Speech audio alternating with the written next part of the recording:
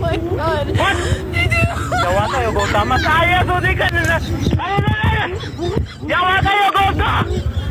Kanina ready, sabagkan. Sabagkan. What? Sabagkan. Oh my god. Sabagkan. Sabagkan. Malabi. Obatay ko. Sabagkan. Sabagkan. Sabagkan. What? What? Oh my god. What? Jawa kayo, Gota. Masaya, susi ka na. Jawa kayo, Gota. Kanina ready, sabagkan. Sabagkan. What? Sabagkan. balaan buute dhugaa rabbiin ni dhaabbatee kaameraa waraaba kun maal inni nama nabseedhaaf akkasitti wixirfatu maal jedhee kaameraa waraaba dhugaa siin jedha ani na dhugaa jedhee jira jireenya korreetti akkanarra kolfee hin beeku maali cubbuu ta'a dhugaa inni nabseedhaaf akka kanatti asiifachi wixirfata akkamiin harka maaliitu kaameraa siif waraabee dhaabbatee Ashama harka fuudhee akkam jirtan hordoftoota chaanala kooti kan taatan marti keessanuu nagaan rabbii lafaaf iddoo jirtanitti isiniif haa baay'attu akkam turtan akkam saa kana geessan ani obboleettiin keessan nagaa guuturraa faa qaba nageenya bukkee ture isin birallee haa jiraatu isiniin jecha namoonni chaanala kanaaf haala taatan subscribe like gochuudhaan maatii kootti dabalama kan maatii koo turtan immoo hanga yoona yaadawwan garaagaraatiin na deeggaraa turtan galata guddaa na biraa qabdan isiniin jechuu jaaladha. Eka buleewwan kiyya dhugaan isin jedha viidiyoo kana ilaaltanii jechuudha ani gizee lama sadii dura deddeebi'ee ilaala garuu kolfaaniin xumura jechuudha maaliif jennaan namni akaanatti lubbuudha wixxirfata inni mee harka maaltu kaameraa si waraabe obboleessa kan koo obboleettis yoo taate dubartis dhiiras ta'e nama akka kanatti namsee lafa kanatti wixxirfatu kaameraa akkamitti qabdee dhaabbattee waraabde achi deemtee amma sana waraabatu mallee harkaan irraan ariitu amma sii danda'ame.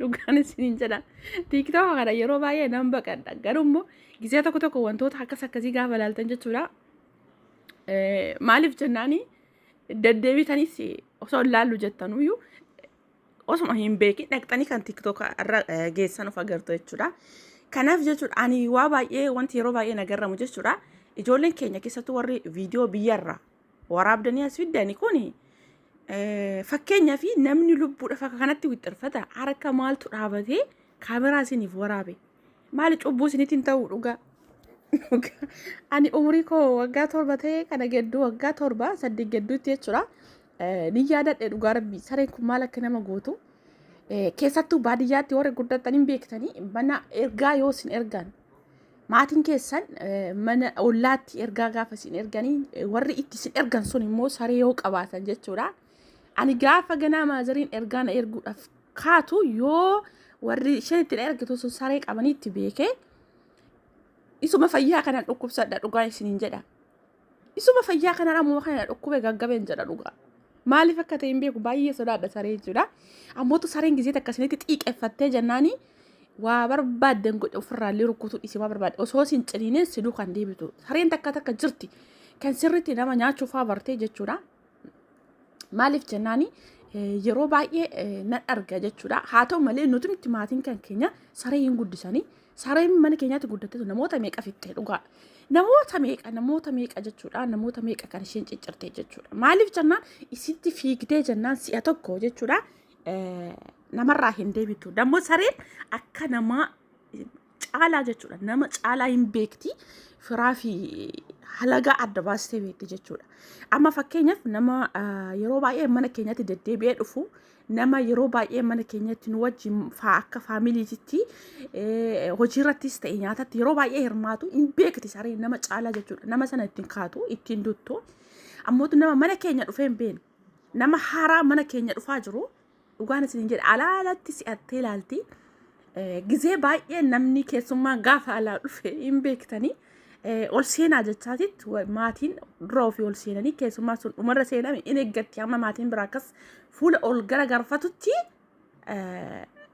maatii sana ilaallattee kaatee nama duuka deemusan jechuudha akka isheen dhuftee irra qubattus hin beektanii akkamittiin akka isheen dhuftee sun buttullee hin beektanii kanaaf dhugaa baay'ee tokko jechuudha rafeen si'a lama dammaqe jechuudha viidiyoo kana dhugaa maaliif isa inni akka kanatti waatu ani hin beeku maaliif jennaan isa waggaa 7tti dabarsiisantu dura koo dhufe kanaaf ijoollee baay'een kaameraa viidiyoo waraabuun kuni yeroo baay'ee biyya keenya keessatti jechuudha bakka itti waraabamuu hin qabne nama lubbuudhaaf fiiguu fi nama immoo qalbii kolfaa qoosaadhaaf adda baafadhaa dhugaa sareentu nama gizisiamee miila isaa buttee aanuma lubbuu jechuudha garuu dhumarra kaameraa kana cufteetu madhaxxee irraa dhoowwite ta'a malee amma dhumaa hin jiru hin cufamee jechuudha gabaabaadha viidiyicha jechuudha haa ta'u malee nama lubbuudhaan wixxirfatu walirratti ilaalina maaliif mucaa sana amma sareen suni amma nyaattee eegsitutti dhaabbattee ilaaltu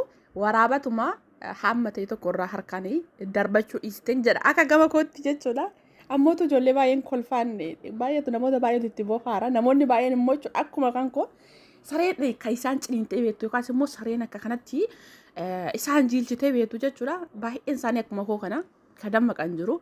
Kanaaf ijoolleen baadiyyaatti guddatanii beektanii ollaa gaafa dhaqxan akkuma jalqabarraa isinii dubbadde sareen takka takka kan nama hin tuqne jirti sareen takka takka mootu akka gudiitti kan itti isinitti fiigduu jira. Dhugaa maaliif jennaani saree sirumayyuu guddifachuun jechuudha sareen nama caalatti mana irraa nyaattee dhugde bakka itti guddatte sana jechuudha.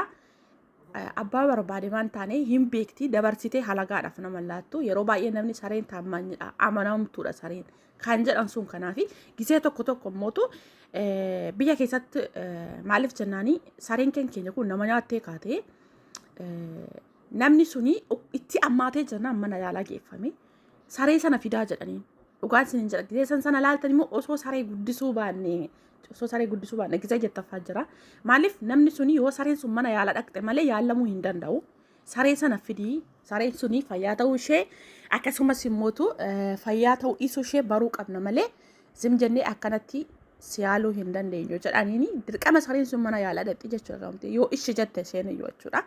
Kanaaf gisee sana jechuudha dhumarraa namni tokko dallanee maaltu kana wajjin na gube jedhee gisee qoricha faa nyaata wajjiitti kennee saree sana ajjeesu jira.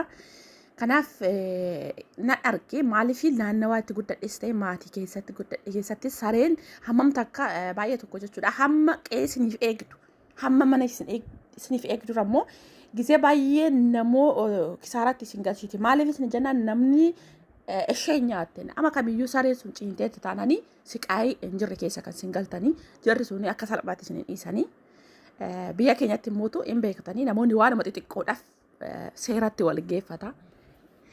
Kanaaf amanamtuu taati osoo mana eegdullee immoo badii isheen balleessitutu caala jechuudha. Nama nyaachuu akkasumas immootu gisee injira gisee tokko jechuudha. Biraa hin beektanii irraa isiniif hin dubbadhu ani garuu gisee sana ishee jibba. Sirriitti ishee jibba jechuudha. Maaliif keessattuu saree dhaaltuun mana keessa hin jirti taananii baay'ee akka nama jibbisiisti. Kanaaf obboleewwan kiyyaa maaf akkas jetteettanii natti hin kolfina. Baay'ee tokko waan nama haarise yookaan immoo dhugaan isin jedha kolfa bira darbee himaan hin buuse viidiyoo kana ilaalanii jechuudha. Kanaaf yeroo baay'ee jechuudha waanuma nama cinqu waanuma jira miti waan cinqataa asiis achisoo ilaaltan akkasitti immoo gisee asii deebitanii waan tokko waan nama bohaarsoo jechuudha. Amma mucaan kuni lubbuudhaan wixxirfata garuu ani jechoota inni jedhu sana isaan lubbuudha akkasitti waatu santu na kofalchiise. Kanaaf akka na kofalchiisu kan na taasise tokko isaa lammataa immoo isa dhaabbatee isa kaameraa qabee mucaafni nabseedhaaf akkas ta'u harkaan naqee hamma ta'e tokko waraabatuma irraa dhorkuu dhiisee isatti kolfutu immoo gara caalatti akkan kolfu akkas immoo namichaatu na ajaa'ibsiise jechuudha. Egaa hin beektan namoonni baadiyyaatti guddatanii sareen hammam takka akka nama jiilchitu kuni anaafis siniifis haaraa miti ammootu gisee tokko miidiyaa kanarra wanti hundumtuuyyuu wanumti hin dhufin hin jiru. Maalumaafuu gisee nama viidiyoo waraabaa jirtanii namni sun kan lubbuutti jiru yoo ta'e kaameraan sun isinitti taafu viidiyoo waraabdanii tooni fiddanii maxxansitan sun isinitti taafu nama sana lubbuu oolchaan isiniin jedha. Yoo dogoggore dhiifama isiniin jechuu jaaladha obboleewwan kiyya dhugaan isiniin jedha miira addaa keessa galee maaliif kan darbe kanan umurii waggaa 7 dabarsiisan natti dhagaameni kolfaatillee irraa dubbadhe kanaaf dogoggoruu hin danda'a dhiifama naa godhaa isiniin jechuu jaaladha. Namoonni baay'een immoo viidiyoo tana kuma viidiyoo jalqabarraa gabaabduu tana ilaaltanii kan akka koosiin kofalchiisellee jiraachuu dandeessanii kan immootu isinitti dhagaamellee kan immootu waan kaleessa ijoollummaatti dabarsitan waan kaleessa baadiyyaatti maatii biratti dabarsitan sana yaadattanis dhabamtanii Egaa walumaa galatti yaada keessa koomenti jala naakaa. Hanga viidiyoo biraa walitti deebinutti turtii gaarii isin jira. Nagaan naaf tura. Baay'een isin jaalladha. Baay'een isin kabaja.